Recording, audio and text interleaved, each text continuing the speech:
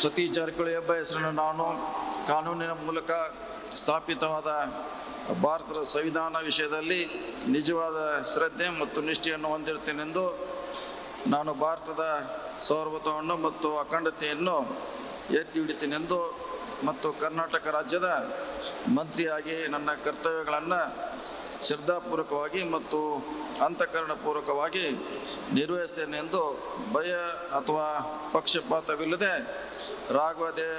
ರಾಗದ್ವೇಷ ಇಲ್ಲದೆ ಎಲ್ಲ ಬಗೆಯ ಜನರಿಗೆ ಸಂವಿಧಾನಕ್ಕೆ ಮತ್ತು ಕಾನೂನಿಗೆ ಅನುಸಾರವಾಗಿ ನ್ಯಾಯವಾದವನ್ನು ಮಾಡುತ್ತೇನೆ ಎಂದು ಶ್ರದ್ಧಾಪೂರ್ವಕವಾಗಿ ಪ್ರತಿಜ್ಞೆ ಮಾಡುತ್ತೇನೆ.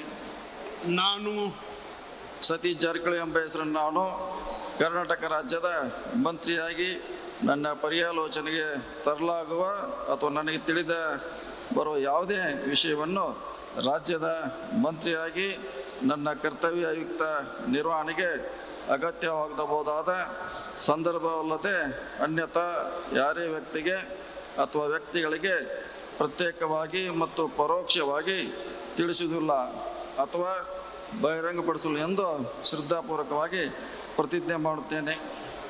ಧನ್ಯವಾದ.